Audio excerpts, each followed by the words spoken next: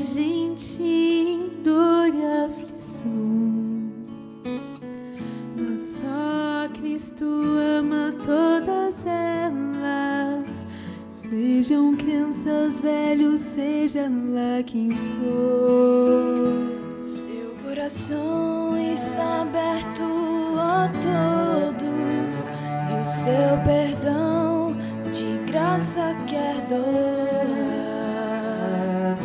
Por isso sinto que é meu dever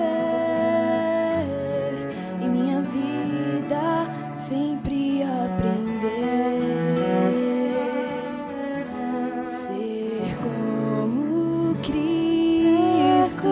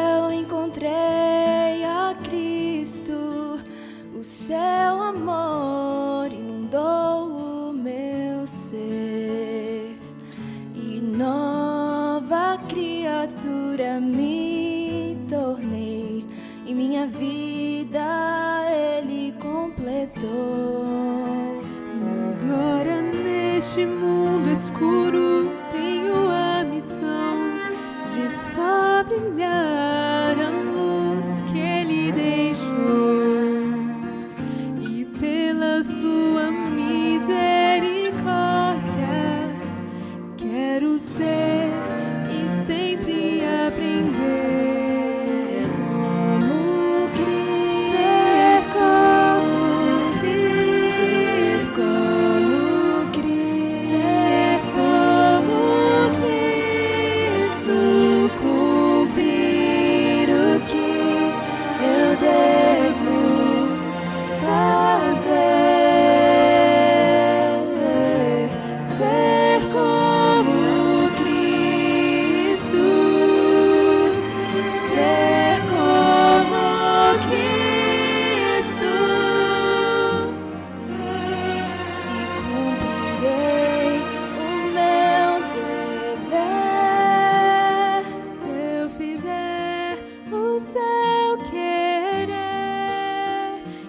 Possam todos ver a Cristo em nós.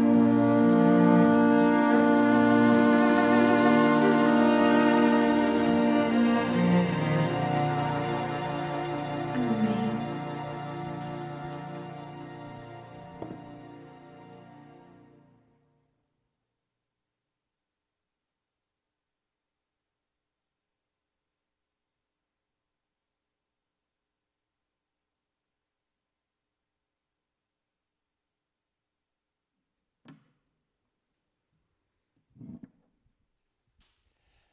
Quero desejar um bom dia a todos vocês que estão nos assistindo aí pela internet, em seus lares ou em pequenos grupos. E desejar também um bom sábado. E esperar realmente que tenhamos momentos aqui bastante valiosos, inspiradores. Antes eu quero mais uma vez fazer uma prece e eu gostaria que pudéssemos acompanhar. Nosso Pai do Céu, que momento ímpar é esse do qual temos o privilégio de abrir a Tua Palavra e partilhar essa mensagem tão oportuna para o momento que estamos vivendo. Portanto, nos capacite com o Teu Santo Espírito e assim todos que estarão participando, ouvindo e presenciando este momento. Por Cristo Jesus. Amém. Muito bem. O plano perfeito. Será que existe um plano perfeito? Então vamos acompanhar um pouco aqui.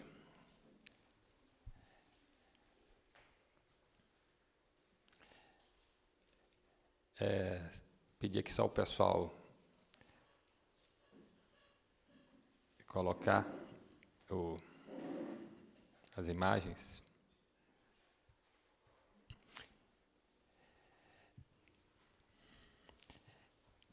Então, sob a luz do grande conflito, dá para a gente entender que o inimigo, desde muito tempo, quis obliterar ou criar dificuldades, né, com o plano que Deus fez para a humanidade. E esse problema começou lá no céu. Então, lá no céu, o inimigo, que se tornou inimigo, ele já começou a questionar o caráter de Deus. E expôs perante os seres daquele local que o nosso Criador cerceava a liberdade das pessoas e que o seu governo não era o governo mais inteligente e nem o mais sábio. E com essa história ele conseguiu convencer ou enganar um bom número de anjos. E, a partir daí, os seus enganos continuaram.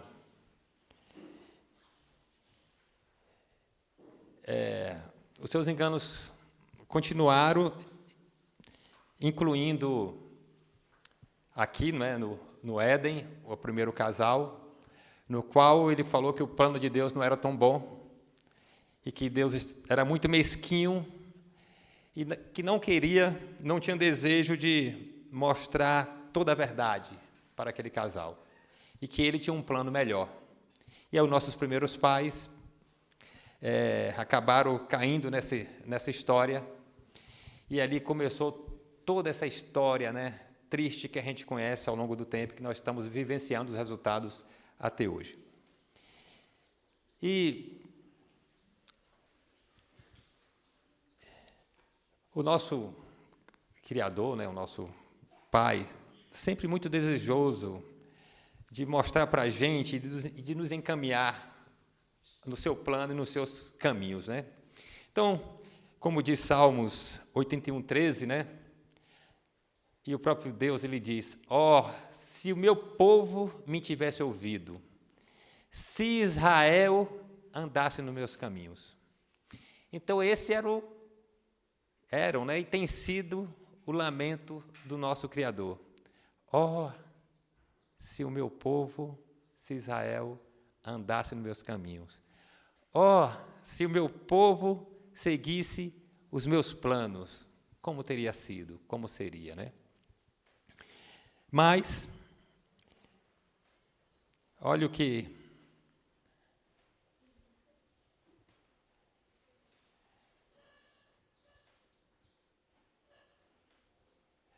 aconteceu.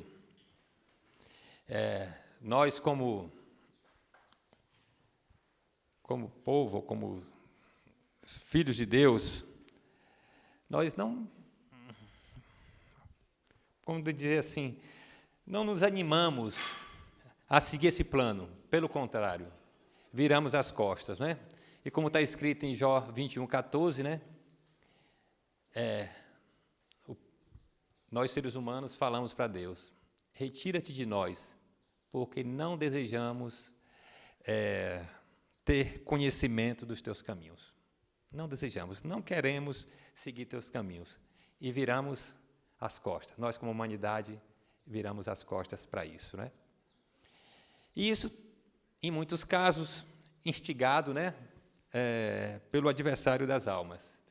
E olha que coisa bastante interessante. Como mencionei há pouco, o inimigo montou estratégias de engano, estratégias para obliterar o plano de Deus. E essas estratégias, elas começaram lá no céu, passou pelo Éden, né, a terra recém-criada, e continuou em todo o processo aí na humanidade. E uma das estratégias que o inimigo utilizou nesse grande conflito foi depreciar o plano original de Deus. foi mostrar para as pessoas, né, para a humanidade, que o plano que Deus tinha realizado não era o melhor plano. Isso, no céu, no Éden, e também em respeito àquela ideia, o plano que Deus tinha para os seus filhos. Se vocês se lembram, e foi discutido aqui em alguns momentos aqui neste evento, que Deus tinha um plano que os seus filhos morassem no jardim. Ele, sua família, seus filhos, contemplando a natureza, as obras criadas por Deus, tendo esse contato mais íntimo com o Criador. E se vocês acompanharam um pouco da história, vocês vão perceber que em pouco tempo, a vida no campo, essa vida em lugares mais retirados, a vida em uma fazenda, se tornou algo muito objetável. Hoje, quando a gente fala assim, olhe, zona rural, campo, qual a imagem que vem em nossa mente? A imagem que vem é analfabetismo, pobreza, miséria, barbárie. É isso que vem. Se vocês acompanham um pouco a história, olha a Idade Média na Europa, o que foi que ocorreu. Não é assim uma situação completamente degradante. Então, tudo isso foram criadas condições, né? E isso à luz do grande conflito, para justamente obliterar, manchar aquele grande plano que Deus tinha para a humanidade, né? Pronto. Então, já que esse plano não funcionou, não deu certo, ele agora vem e coloca algo que poderia resolver, não é? E aí ele hipervaloriza ou supervaloriza um outro plano. E aí entra a questão da vida urbana. Olhe, quando a gente vai acompanhar ali também, né, o final da Idade Média, ali na Europa, a Revolução Comercial, a Revolução Industrial, o Iluminismo, começa a surgir os burgos, né, e depois as cidades, aquilo surge com a promessa de resolver os grandes problemas da humanidade. A promessa de agora educação, riqueza, segurança, prazer, alegria, progresso. E esse processo ele continua, né, até o momento que a gente está, não é? Até esse momento que a gente vive. E isso é apresentado também muitas atividades, né? Ou atratividades que são muito convincentes. Eu falo para vocês que hoje uma vida urbana é muito atrativa. Tem tudo que a gente precisa, né? Tem todos os confortos, todas as necessidades, entre aspas, elas são satisfeitas, né? Está tudo ali, alegria, prazer, segurança.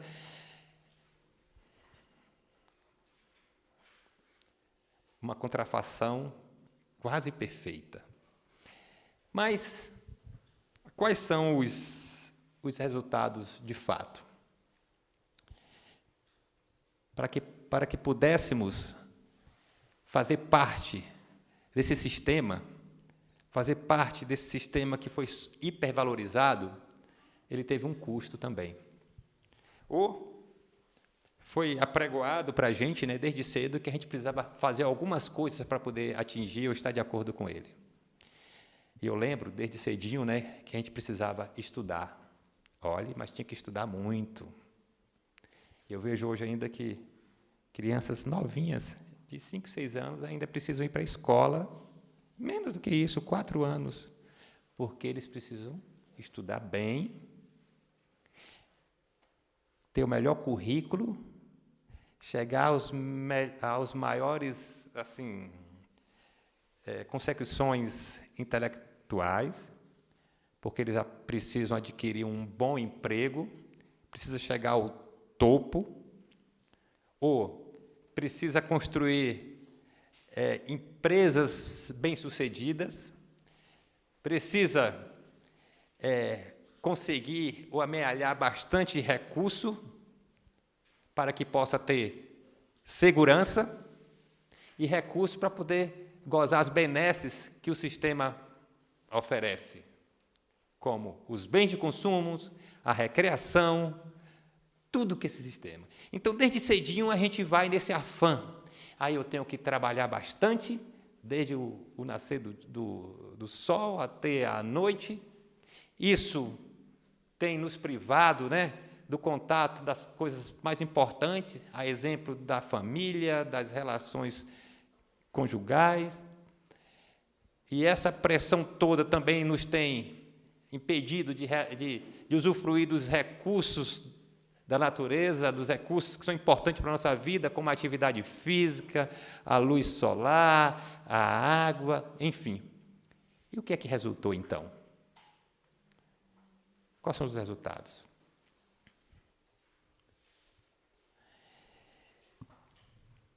Esse é um texto bastante interessante, que a gente precisaria pensar um pouco. Parece que ele não está muito atual, né? Mas não há uma família em 100 que se tenha beneficiado física, mental ou espiritualmente por residir nas cidades.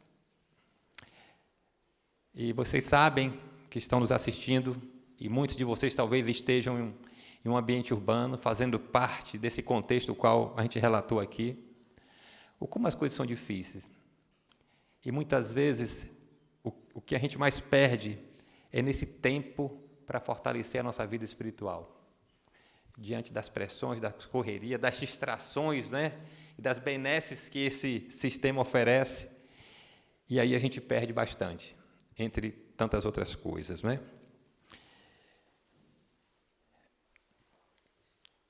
E agora a humanidade está caminhando e clamando por um caminho, por um plano que faça sentido.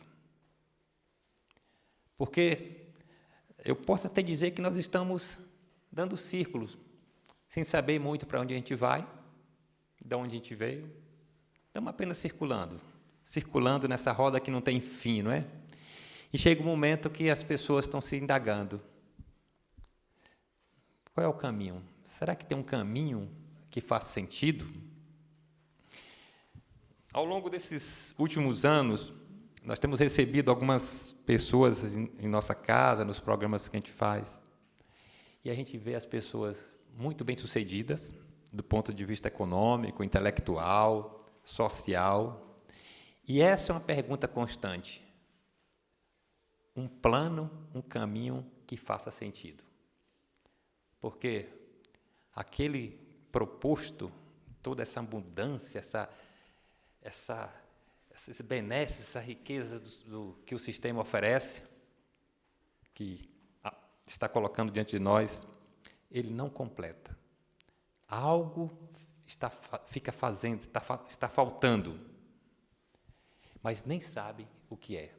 Então, a humanidade está buscando este caminho, e um caminho que faça sentido.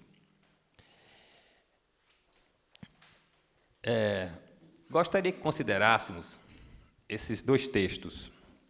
Então, o primeiro, que está em Deuteronômio 4, 5 e 6, diz: Vedes, aqui vos tenho ensinado estatutos e juízos, como me mandou o Senhor meu Deus, para que assim façais no meio da terra, ao qual ides a herdar. Guardai-o, pois, e cumpri-os, porque isso será a vossa sabedoria e o vosso entendimento perante os olhos do povo, que ouvirão todos estes estatutos e dirão: este grande povo é nação sábia e entendida. Então, como vocês podem ver o título do slide, né? Quem apresentará este plano para a humanidade? Quem apresentará um plano que faça sentido?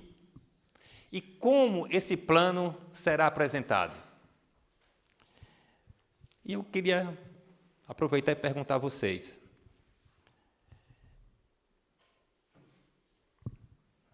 como esse plano será apresentado de fato, se aqueles que apresentam não os vivem?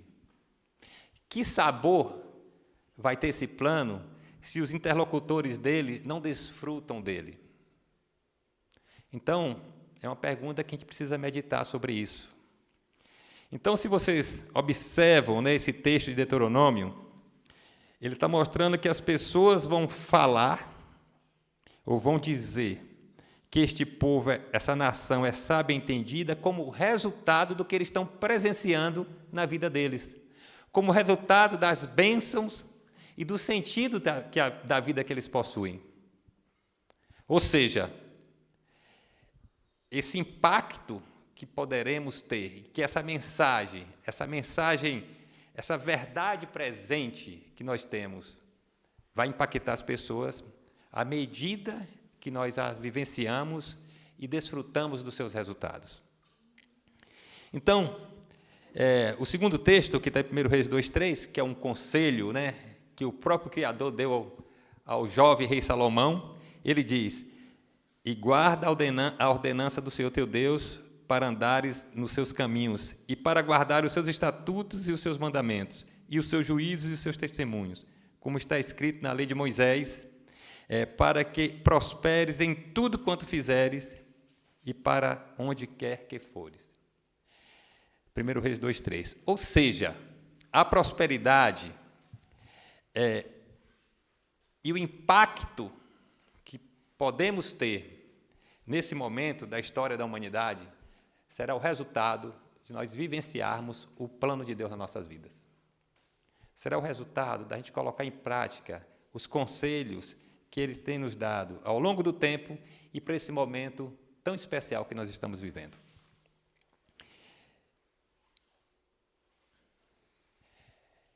Então, olha esse texto que está no Conselho sobre Saúde, que diz o seguinte: na presente época, a vida se tornou artificial e os homens degeneraram, conquanto não possamos voltar completamente aos hábitos simples daqueles tempos primitivos.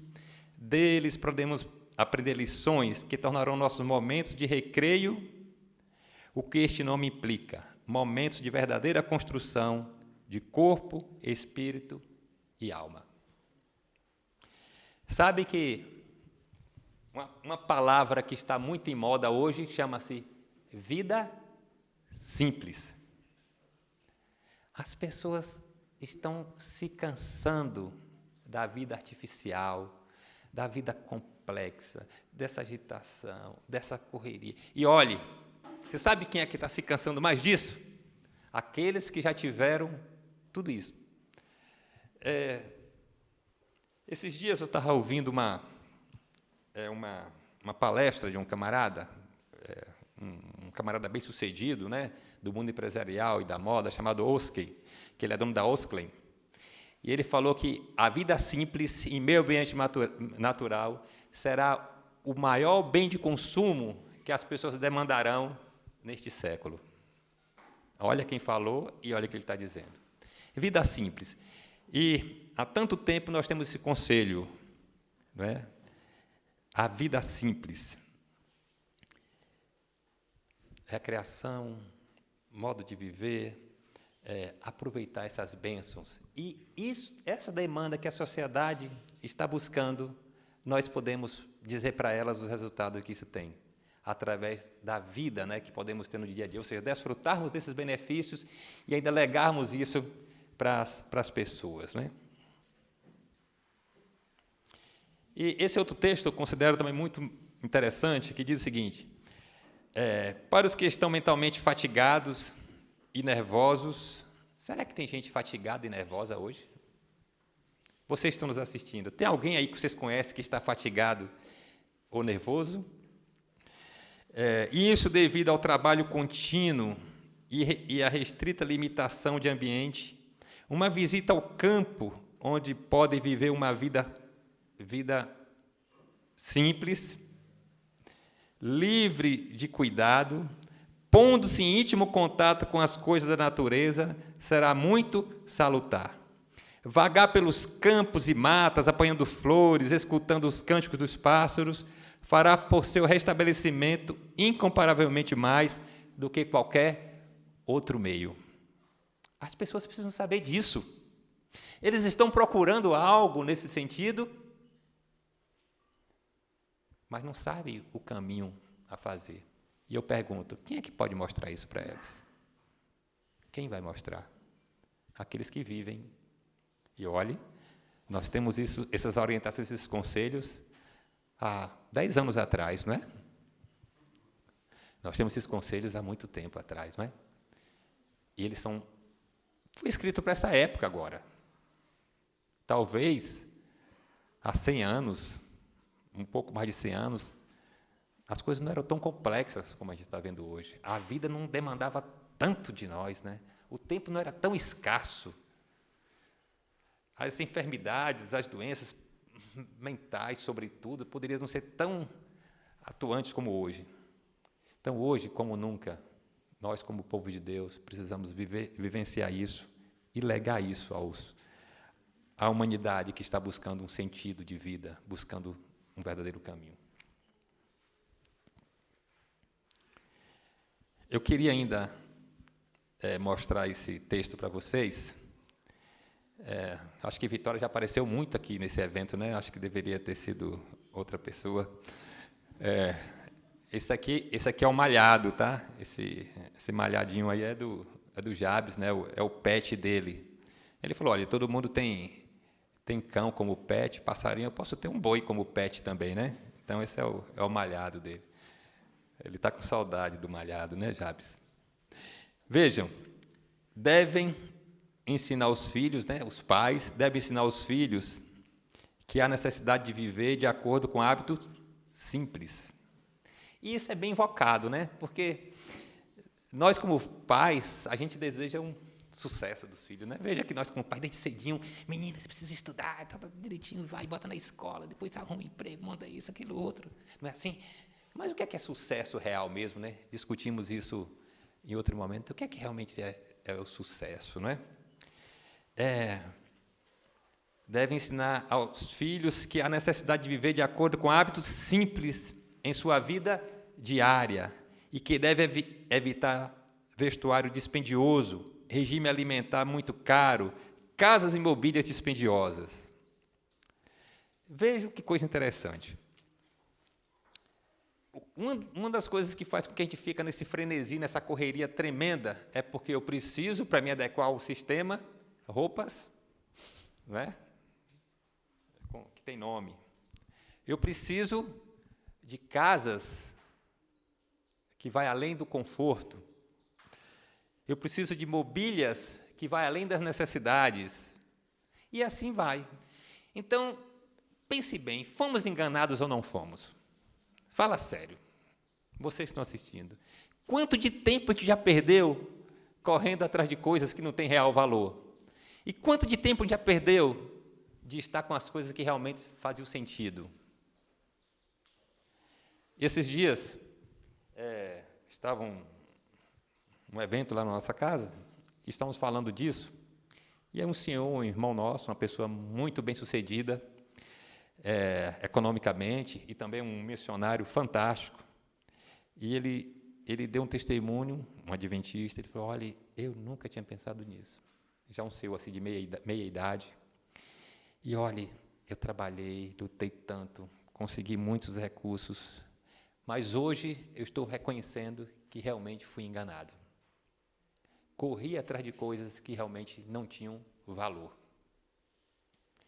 E ele foi para esse evento, levou um filho junto, e eu gostaria agora que os meus filhos e netos não passassem por isso que eu passei, pudessem fazer um caminho um pouco diferente. Então, nós podemos contribuir não só para a nossa vida, mas também para tantas e tantas pessoas que estão querendo ver sentido, né, nessa caminhada. Eu queria ainda ler com vocês esse texto, que diz o seguinte: nos tempos primitivos, era simples a vida entre o povo que estava sob a direção de Deus. Era o quê? Simples. Viviam junto ao coração da natureza. Seus filhos participavam do trabalho dos pais e estudavam as belezas e mistérios do tesouro da natureza. Na quietude do campo e do bosque, ponderavam aquelas grandes verdades, transmitidas como um sagrado depósito de geração em geração. Tal ensino produzia homens fracos, intelectualmente, fisicamente, mal-sucedido. O texto não está dizendo isso, né? O texto está dizendo que produziu o quê? Homens, você que está em casa, pode repetir. Produziu homens o quê? Homens fortes. Produziu homens fortes. E hoje, a maior necessidade é de quê? De homens fortes. Homens que sejam fiéis ao seu dever. Homens que não se vendam, que não se compram, né? Essa é a maior necessidade do mundo que temos hoje. E vejam quais eram as condições que se produziam homens fortes. Isso parece uma utopia para os momentos que estamos vivendo hoje? Será? Agora, será que se colocarmos homens e pessoas na sociedade com essas características, como é que influência, que impacto nós teremos nesse momento da história sobre esse mundo que nós estamos vivendo?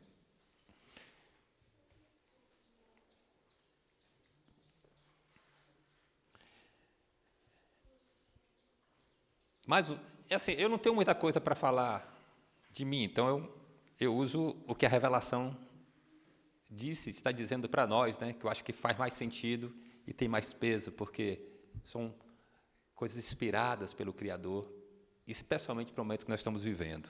Então, era plano de Deus que os membros da família se associassem no trabalho e estudo, no culto e recreação, sendo o pai o sacerdote da casa, e pai e mãe, os professores e companheiros dos filhos. Isso está no livro Educação, na página 250. Era o quê? Plano de Deus. E como eu falei mais cedo, né, o inimigo criou uma bagunça, né?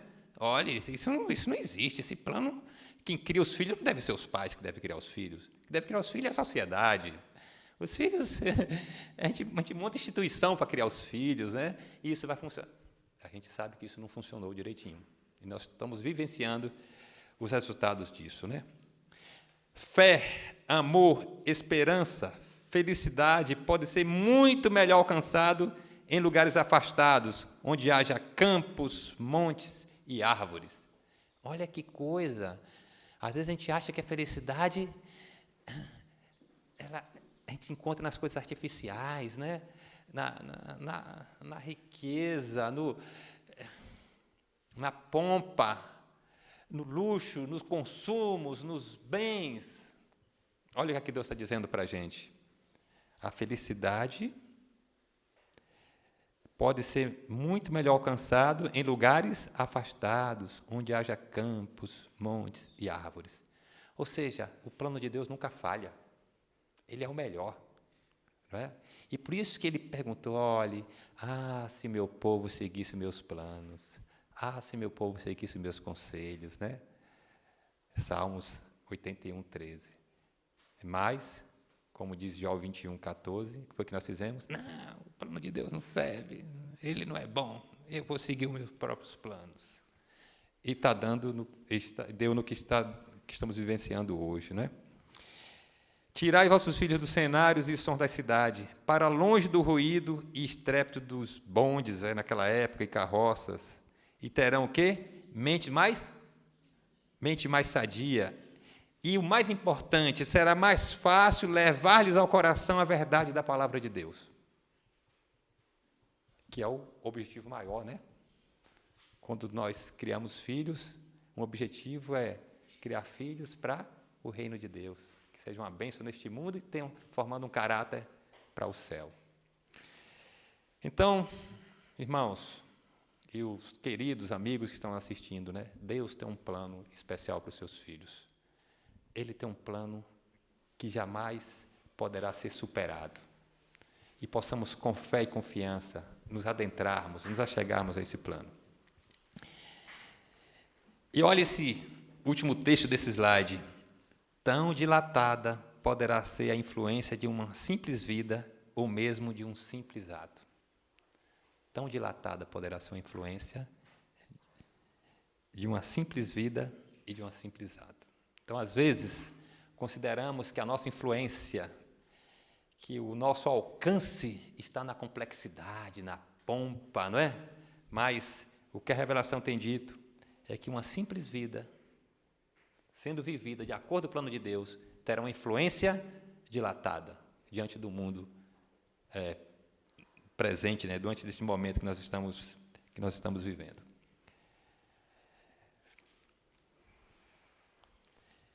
A humanidade só será impactada com a mensagem eterna se vê os resultados práticos e tangíveis nos seus mensageiros. Não tem outra. Isso, veja, não é tanto que a gente fala que vai impactar as pessoas, mas como a gente vive. E olhe, e não é um viver complexo, é um viver o quê? Simples. Um viver simples, dentro do plano de Deus, porque o plano de Deus é o plano de Deus, e nada supera isso, eu preciso acreditar nisso, eu preciso ter fé e não ter dúvida, tá certo? E fé, o que é a fé? Fé é a disposição de viver segundo o plano de Deus. E Ele vai fazer essa obra, né, em nós, a partir do momento que a gente se disponha a fazer isso, né? E com isso nós vamos impactar este mundo, e eu acredito, em nossa geração, se nos dispusermos a realmente viver segundo o plano dele. E eu queria mostrar para vocês esse momento da história de Israel e que impacto teve, não é, esse momento. Então, isso está em 1 Reis 10, né? Eu aconselho vocês que estão em casa lerem de 10, capítulo 10, de 1 a 10, por questão de tempo, de espaço, eu coloquei aqui só o versículo 4 e 5, né? Vocês conhecem a história, certamente, muitos de vocês já conhecem. Então, ali no início do reinado de Salomão, ali no meados do reinado dele, naquele momento que ele se dispunha, né, e vivenciar todo o plano que Deus tinha colocado para ele, aquele conselho que a gente viu lá em 1 Reis, capítulo 2, e os resultados foram incríveis, e a fama dele e das realizações dele espalhou por todo aquele mundo conhecido. E as pessoas iam visitá-lo, as pessoas queriam ver de perto o que é que estava acontecendo ali, né? E esse relato fala de uma rainha, a rainha de Sabá, né? Sabá é o que hoje é chamado Iêmen, e era uma rainha, mesmo que seja ali no norte da África, mas era uma rainha. A rainha tinha toda a sua vida, tinha todas as suas benesses, tinha todo o seu luxo, né? E foi lá. E quando ela chegou, que vivenciou tudo aquilo ali, ela falou isso. Então, vendo, pois, a rainha de Sabá toda a sabedoria de Salomão e a casa que edificara,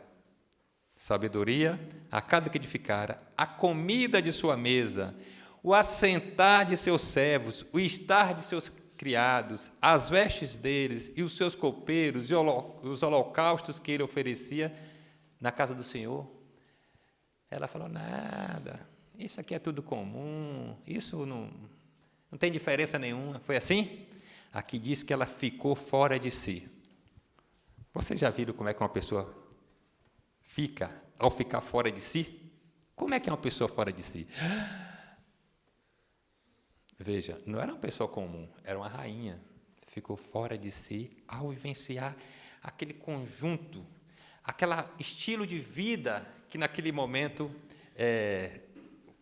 o reino, né, de Israel estava vivenciando. E aí ela continua falando mais à frente, vocês vão ler, sobretudo falando que aquele povo era feliz por ter um Deus como aquele, um Deus que orientava, que guiava, que dava todas as condições, né? Essa rainha ficou muito impactada, a ponto de ficar fora de si. Sabem, se um dia vocês tiverem a oportunidade de nos visitar, lá na nossa casa a gente vive muito simples mesmo. Eu digo que lá é uma roça, né? O caminho é longo, a estrada é muito ruim, assim, chove muito, às vezes tem mosquito, muruim, essas coisas todas, tá? E lá já sempre visito muitas pessoas, muita gente chega até lá, muita gente querendo visitar, né? E claro que isso se torna uma dificuldade para a nossa organização também, né? E pessoas de várias classes, né? Classes social, enfim. E, ao final, o relato deles é assim: eu não imaginava que se poderia viver tão simples e tão bem. E aí eles falam assim: olha, a gente tem uma inveja santa. Isso, irmãos, né? Outros falam: olha, a gente gostaria de ter algo desse tipo. Orienta como é que a gente faz. E aí são oportunidades da gente revelar o plano maior do nosso Deus, né? Então, os planos de Deus são muito melhores do que qualquer plano que eu possa fazer. E o plano de Deus é muito melhor do que a contrafação do inimigo. E hoje nós temos a oportunidade de, com a graça de Deus, colocar em prática esses conselhos e termos condições de impactar esta humanidade com as verdades, né?